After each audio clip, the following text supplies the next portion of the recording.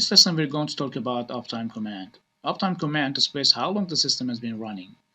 Let's type man uptime command to see what does it have.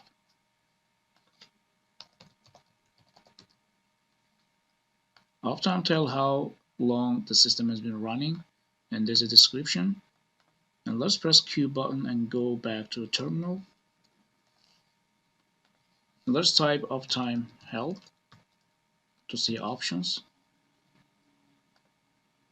So uptime P, it means pretty format. It shows our system up 6 hours and 23 minutes, and uptime S, it shows time and date, and since this time and date our system is up. And uptime V means version, output version, and information